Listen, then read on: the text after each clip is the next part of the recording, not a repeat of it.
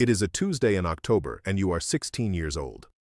The storm came through last night and the neighbor's silver maple split clean at the crotch. She is standing in the driveway in a housecoat holding $200 cash. And you are holding your father's Husqvarna 455 Rancher, a 55cc steel bar he paid $389 for at Tractor Supply, because he said a good saw holds its chain. You say yes before you have walked the tree. The man who will change your life is not here yet.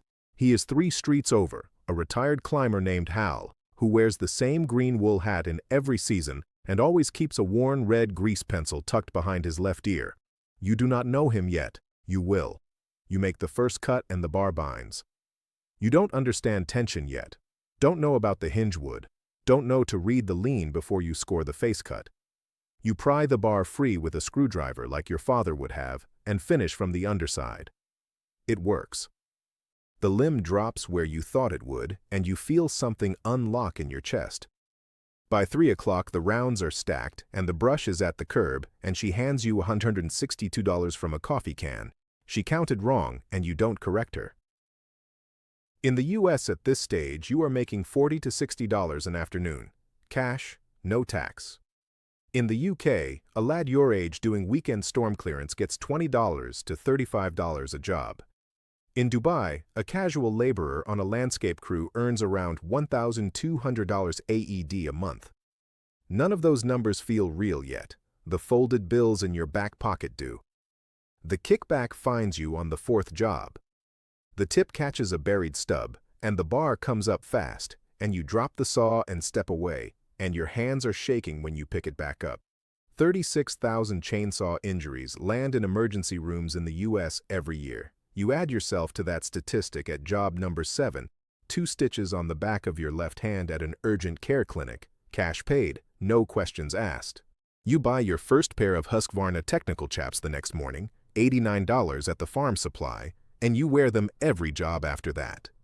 You stop being embarrassed about the gear before you have stopped being embarrassed about most things.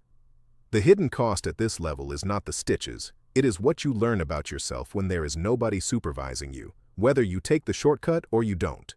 You hear about a crew hiring ground workers 2 towns over. The foreman is named Dave. You call on a Thursday. You are 19, and the truck arrives at the job site at 6:45 a.m. every morning, diesel ticking, the chipper on the trailer behind it already loaded with last week's brush. Your job is the chip pile. Butt end first into the feed wheel, hands behind the safety bar, every time, no exceptions. Wood chipper entanglement accounts for nearly 13% of fatalities in this trade. You learn that number from Dave on your 3rd day. And he does not say it gently. He says it the way a man says something he has seen. In the US at this level, you earn between $17 and $20 an hour, roughly $36,000 to $41,000 a year depending on overtime. In the UK, a ground worker on a professional arborist crew averages around $22,000 to $26,000, sometimes higher in London. In the UAE, a landscape ground worker on an Abu Dhabi municipality contract earns approximately $4,500 to $6,500 AED per month. You spend the first month calculating your rent every Friday at the credit union window. Hal is on this crew. He has been a climber for 22 years. The red grease pencil is always behind his left ear. He watches you work for 6 weeks without saying your name to anyone, and on the day you run a 150-foot lowering line clean on your first solo ground operation, the butt log landing exactly where Dave needed it, Hal walks past you and says, "That's how you make yourself hard to fire." That's all. He goes back to his saw. The hidden cost at this level is your back. Not the ache. That is expected. The way you stop standing straight on the weekend without noticing. You tie your first running bowline in the truck on the way home from a job, and you tie it until you can do it in the dark. You start to understand that rope work is a language, and you have only just learned the alphabet. Dave asks you one Monday if you have thought about climbing. You stop counting the days. You are 23. The ISA Certified Arborist exam is on a Pearson VUE testing center desk in front of you. 200 questions, 3.5 hours, $295 enrollment, plus a $125 administration fee. You pass on the first attempt. The laminated card arrives 6 weeks later, and your hourly moves from $22 to $29, just over $60,000 a year in a market like New England. In the UK, an ISA-certified climber earns between $28,000 and $36,000, depending on region, London paying closer to the top. In Dubai, a certified arborist on a municipal or resort contract earns $8,000 to $12,000 AED a month. Your saddle is a Petzl Sequoia SRT, $609. The top handle saw is a Stihl MS 193T, 649s, a 150-foot length of Yale XTC climbing rope, a Petzl zigzag mechanical friction device, throw line, throw bag, twin-leg adjustable lanyard, and a kit of friction hitches. Prusik Blake's Distel runs you $2,800 to $4,200 out of pocket. Your own money, the company owns none of it. You set your tip, tie-in point, on the first throw most mornings now. The rope drops clean.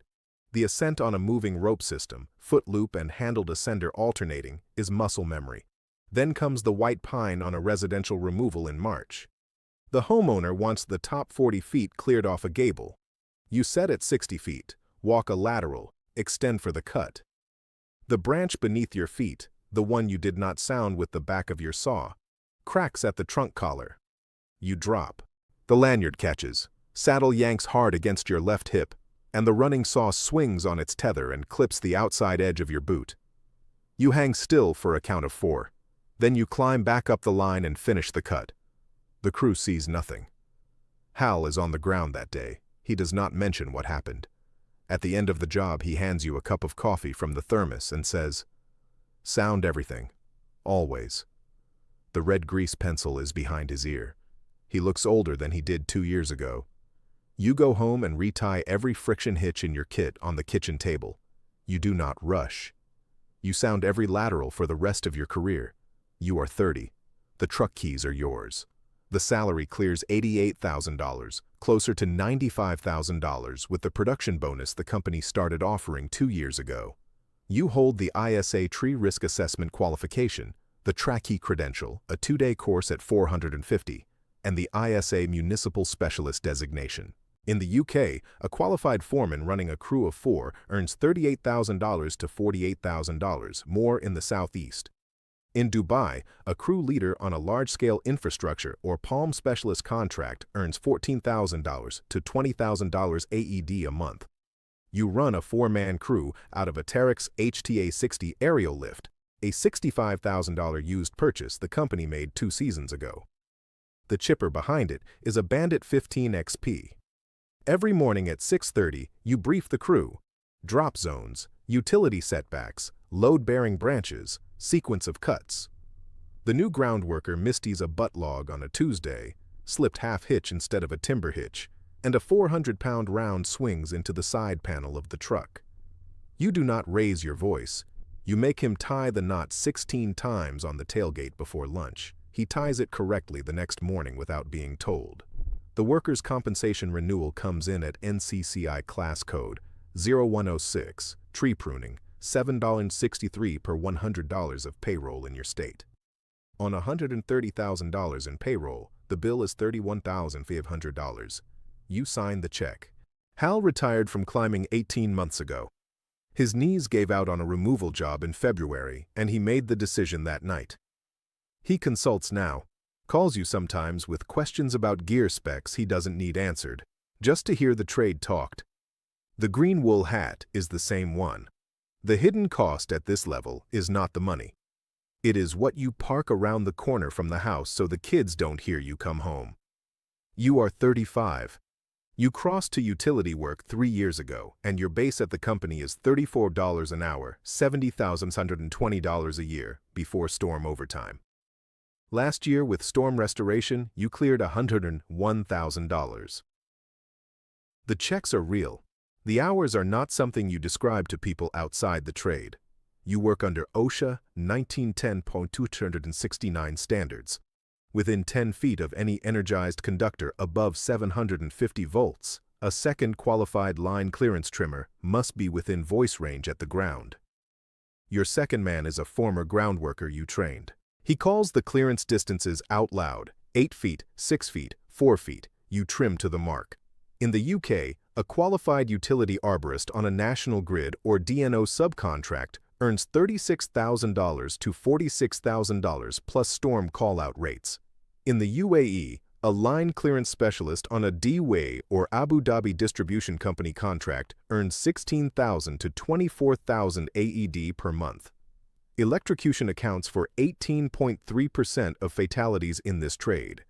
You know the name of a Kentucky trimmer who died at 34 because he crossed the minimum approach distance on an uninsulated overhead without his Class II rubber insulating gloves.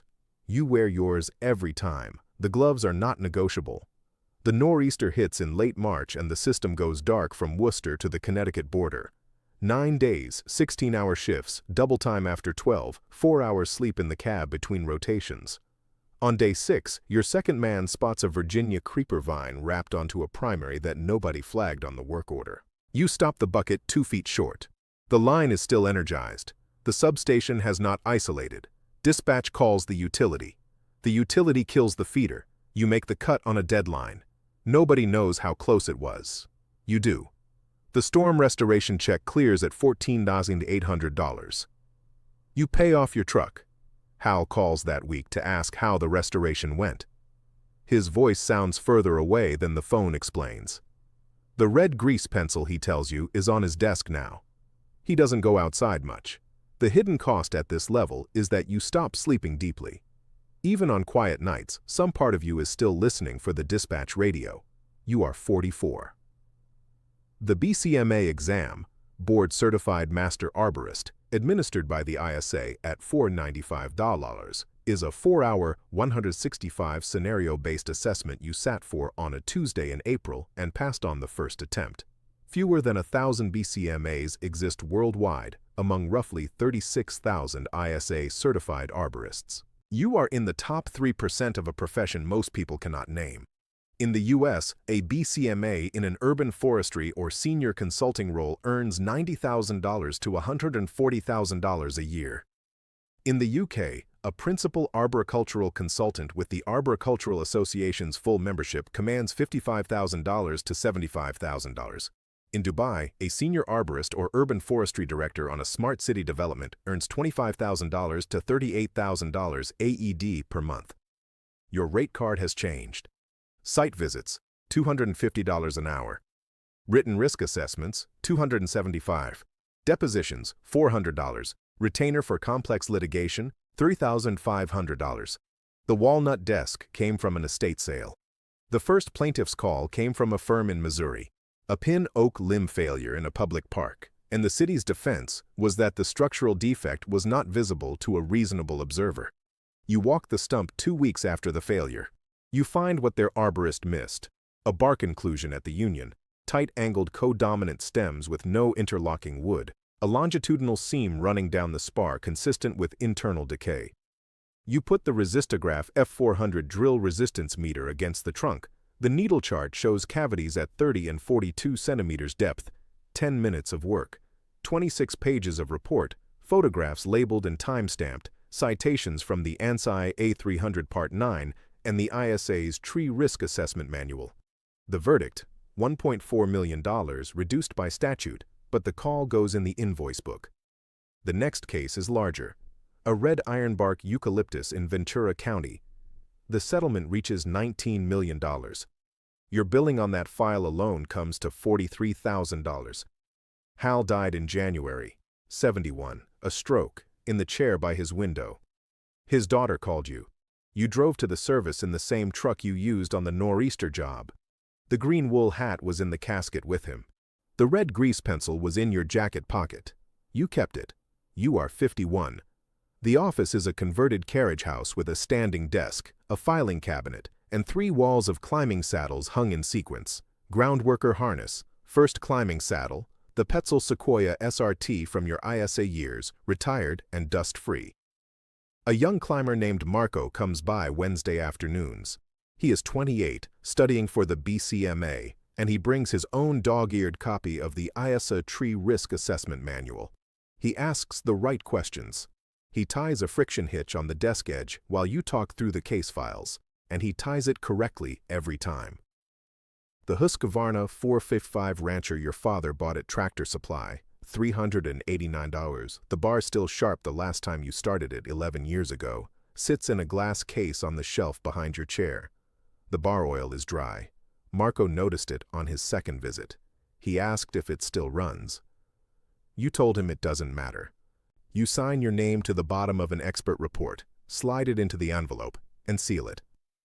The neighbor whose maple split in the storm, the one who handed you $162 from a coffee can when you were 16, still lives on the same street.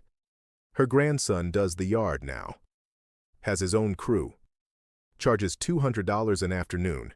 You drive past that driveway on the way to deposition sometimes. The storm came through last night. And somewhere, there is a 16-year-old in the driveway, holding a saw that costs less than a single hour of your time now, saying yes before they have looked at the tree.